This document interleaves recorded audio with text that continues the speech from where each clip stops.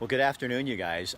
We got help for you if you are having gardening questions, plant questions. I've learned more about my rhubarb leaves and what's going on with them in the last 2 minutes than anything I've ever found out. And I've been ignoring the problem, and now I know what to do. So this is Jeff Choate. What's your title here at OSU? I'm the extension horticulturist here for Lane County. So this is the Lane County, the Oregon State University Lane County Extension Service. And you guys, we're going to take you in a minute. They have a hotline that's on, that they have volunteers staffing that you can call in right now, or just we'll tell you to hours and stuff like that. But you can call in with your questions on things that you don't know what's going on. They'll identify bugs that are eating your plants and what's going on and that kind of stuff. So Jeff, you're the expert. So right now, what should people be doing? You guys come here, let's walk this way. I want to show you guys the little garden out here. So we're in the back of the, I'll show you where we are. Hi, Stuart. How are you doing? So we're here at the back. This is right down in Eugene, and this is their offices, and we just got pretty plants around here. And there's actually things on. But master gardeners are right now, what are the big questions people are having right now? Well, weather's warming up, so pests are coming out, and pest ID is a big part of it. You see holes in the leaves, you see bugs that you're not sure, are they good, are they bad? Diseases, spots on the leaves, those are some real common questions. When it comes to what to do, it's just a matter of keeping up with Mother Nature. The grass starts growing whether you're ready to mow it or not. So, yeah, we've seen that. Huh? And you just showed a picture of compost. I mean, that's a great example of, we have all this yard debris. I hate seeing it go in a garbage can when you can use it on site. So let's go over there. Yeah. So you can put, look, you guys, I have one of these, like these black. Are those still available? Yeah. Now, don't ask me where. I don't know who sells them, but but you guys, you can compost. Look how simple this is. Create your own compost, and you could have been doing this all winter as well. Absolutely. Since last fall, and now's the time to start rototilling, getting the garden mulched up. Yep. Now's a great time. Tilling you don't want to do when it's too wet, but we've had enough dry days that should be a great time. We call our last frost date May 15th, so that doesn't mean it won't frost on May 16th, but it just means that it's generally warm enough now that we can plant some of the warm season crops like tomatoes. And if you've looked at the forecast lately, it's great weather. So I know this Saturday I'm going to be planting. So what other things can people put in right now? So if they're thinking this weekend I want to start putting in my garden, tomatoes? There's really nothing that you can't plant at this point. I mean, all the warm season crops, I would still, keep in mind the nights are a little cooler. Doesn't mean they're frosting, but the tomatoes will grow faster this time of year if you put something like a wall of water around it or something to help hold in the nighttime temperatures. But how do you put a wall of water around your tomatoes? You know what a wall of water is? No, I don't. I wish I had one to show you, but it's this little thing with a bunch of chambers around it, and you fill them with water, and that water helps absorb heat during the day and then radiate that heat at night. And so even if it does frost, 32 degrees won't kill a tomato that's got a wall of water around it. Now, what about, and maybe I'm really stupid, but you can just tell me that. I've seen people do tires and things like that around them. Does that not work as well? Tires help, but the tires are down around the base, and the wall of water is, I don't know, maybe 2 feet tall, so it surrounds the plant, and water has a tremendous ability to absorb heat and then radiate that overnight. So what are the biggest, hi James, what are the biggest bug problems right now? Oh, wow. Aphids are starting to wake up.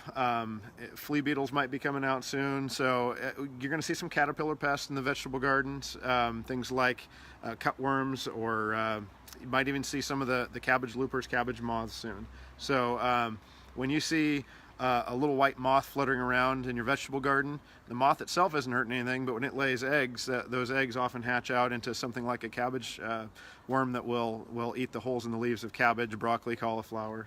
So what do you do for that?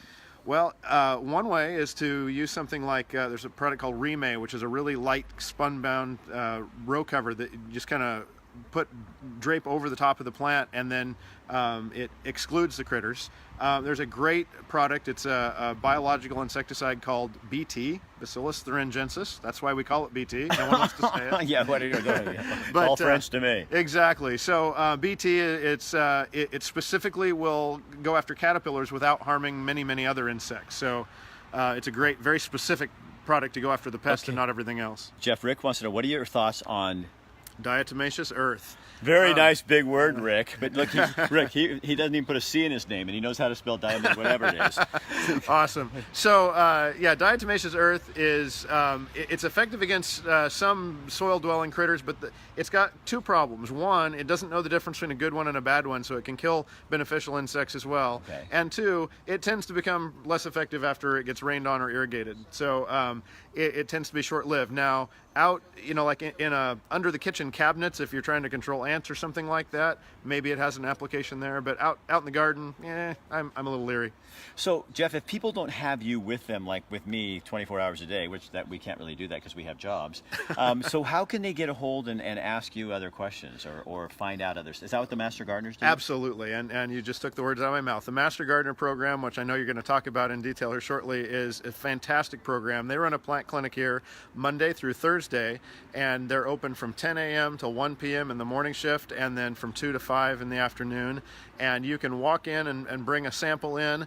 You can call in, you can email them, and the ability to provide that firsthand sample in person is great because they can ask you questions. You can interact with them right then and there. It's a fantastic service. All right, let's go find out. You guys, this is so cool. So they have people right now, right now inside this clinic, and they can answer your questions. So if you have a question about a plant, and now because of the technology we have, you can just go out with your camera phone, take a picture, you can email it to them, and they can tell you by looking at the way the leaf is being eaten or whatever, they can tell you what's eating it.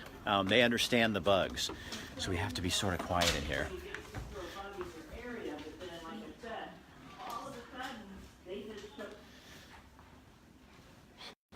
Hold on. Okay, he's still on the phone. So you are. Oh, hi. How are you? Introduce yourself. My name is Shirley Materney. I am a Master Gardener here at the OSU Extension. So what is this room? You guys were being kind of quiet because they're on the phone. This is a transformation. This used to be an old porch, closed-in porch. It was all screened off to keep people off of it. And we had a couple of instrumental people that basically came in and created. This is called the Plant Clinic. So if you call in here, Awesome. we are talking. we're answering the phone, and we have this gorgeous view of our entire facility. We are loaded with computers and 2 different microscopes. So see, look at this, you guys. So they can come in. You can bring stuff in here. Perfect. Well, we have it right here on this. Thank you. Yeah, you do. Bye. On this one, we do have a sample that this was a pest that's invading a house.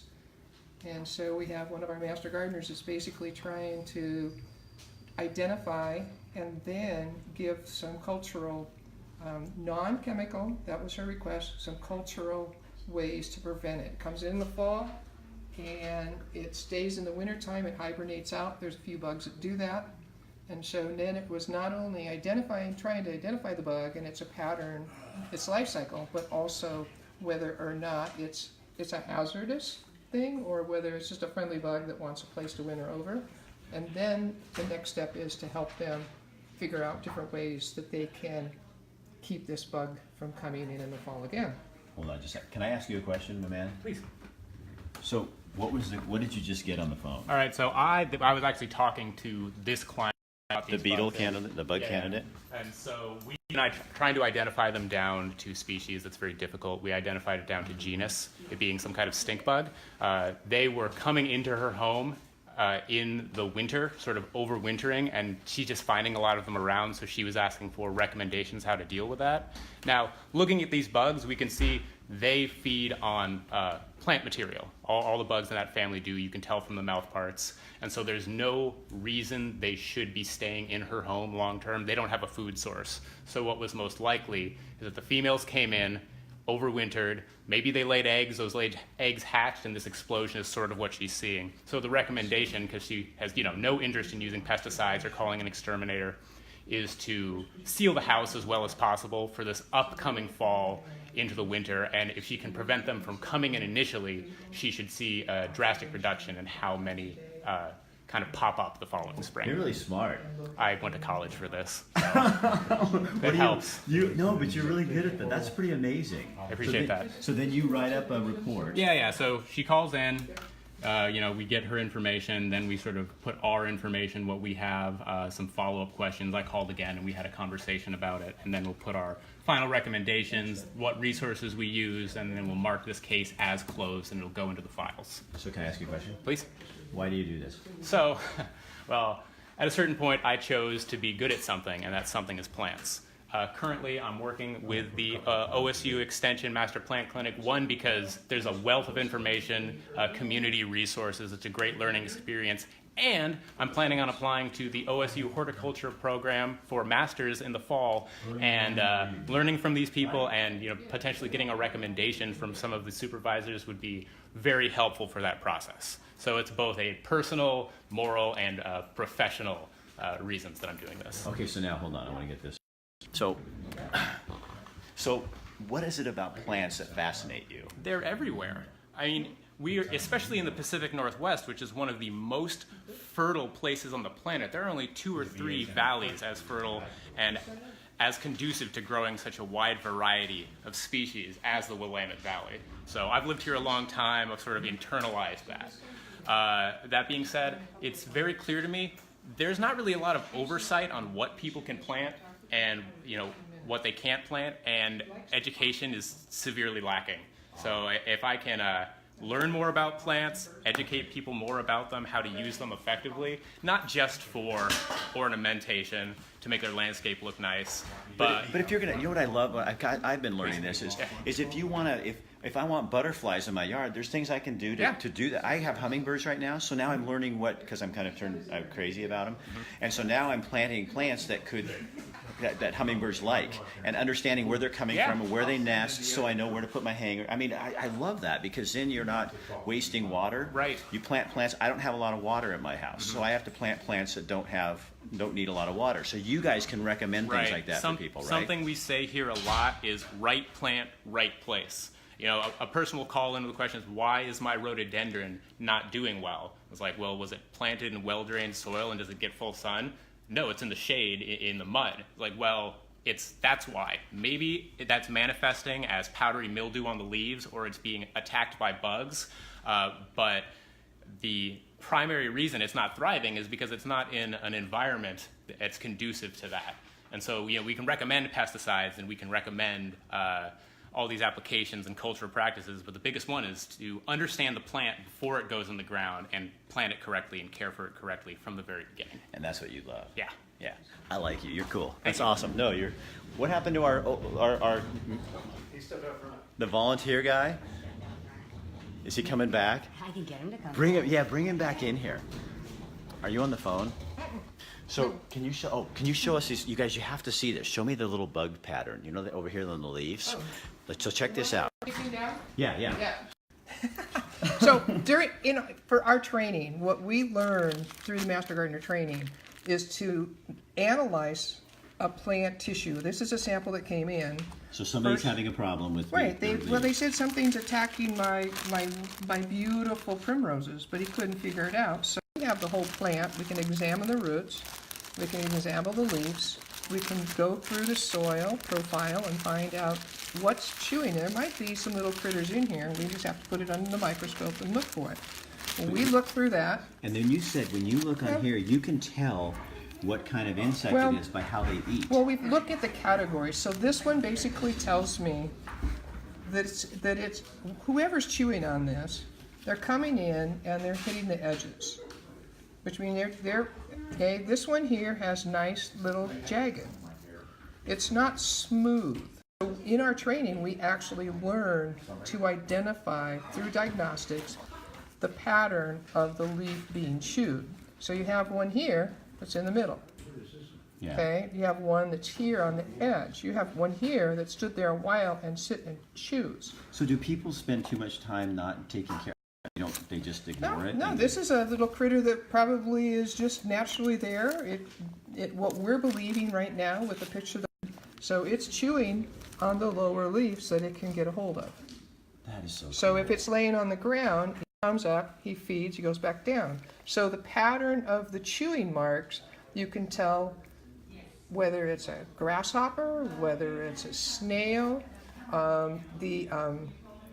The rhododendron root weevil has a distinct pattern, and if you're on a rhododendron, you can tell that it's a root weevil just by where it's chewing and the pattern that it chews. So that's what we learn in class, and then what that does is that gives us a springboard. Where do we go? So when this comes in, it's like, where do I go? Right. Well, with the training, we at least have the basics to say, I know where I want to start. Right. And that's part of the whole diagnostic process. That's awesome. All right, stranger. So I'll just be good with it. No, I'm not the guru. you're not the guru? No. Who's the guru? I heard you know a lot, though. You've been here how long? You're a volunteer, so you sit on the phone in here. Well, I also do the other work too, but I've been in the program since 2015. Learned an awful lot about what plant life is, insects I've ever been in. Were you always a gardener? I was, but I was the type of gardener that would go out and see a plant and say, oh, that's beautiful. I'm going to buy it.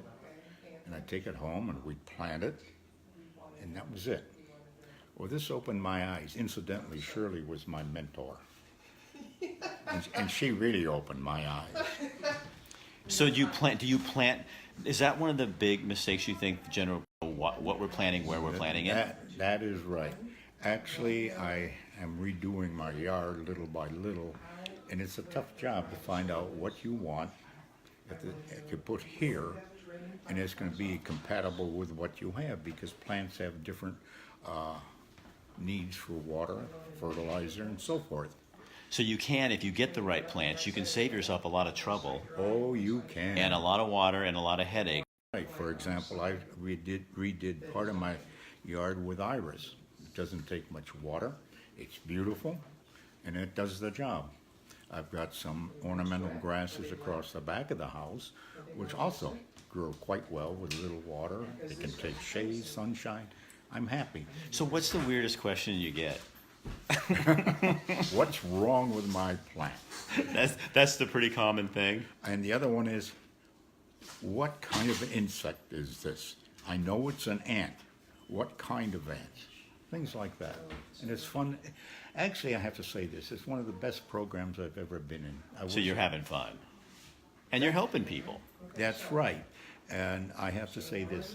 We work as a team. We're all great people. We are not encyclopedias of knowledge. And we do make mistakes once in a while. I lost a bug in here once. Great. Yeah, it was so small. He loses. Oh, you mean that large one that's coming at us right there? No, it was so small I couldn't see it when I went off the leaf. And oh no. But it does happen. But it is fun. I had no idea this was even here. I mean, because now I have a rhubarb question, but I have to go take a picture of my rhubarb leaf, and then I'm going to send it to you. My rhubarb will not. I cannot grow rhubarb. So phony, you can tell us about your plant. Hold on, people. I'm getting a little advice. I know it's my show. Yeah, you called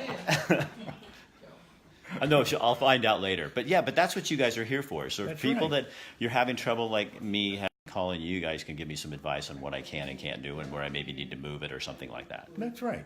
And that's fun. Well, I'm glad you're here. I am too. That's important, isn't it? Oh yeah, and this is a wonderful, wonderful family. These people are great. You never heard that there was retirement later, did you? He's still working. So Jeff, come here. I want to finish off with telling people give us some other hits, runs, and errors on how they can get what kind of information. So if you're having questions on anything with plants, gardening, when to plant things, composting, that sort of thing, the plant clinic. Plant Clinic is a great resource, and again, you can come here in person, you can call in, you can email, and with these wonderful devices like I'm staring at now, you can photograph things in your garden and never even have to leave the comfort of your own home to get answers. And don't forget that there's so many resources online. Oregon State University Extension Service offers a number of these resources that the same ones we use. In fact, let me find a copy of a book that'll impress you just by the size of it. Okay, so you guys, again, we're in downtown. Right. Oh, hold on. Come here. Oh my gosh. Is that? That's insects. So there's the Bible and then there's that. Yeah, this is just insects. There's one on diseases.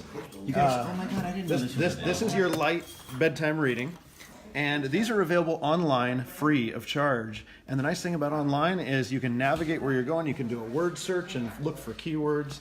But if you want to know about, Here's sustainable gardening. Yeah. You can go online and find this stuff out, or you can call yeah, these this folks. this one's not available online free, but it you can order it. But these two are free, and they're, if you want to know, gosh, I have scab on my apples, which anyone who grows apples has scab. I get a low connection on that side. sure. I don't know why. You can look up apple. If you want to know how to prune blueberries, there's a video for that, and it's free.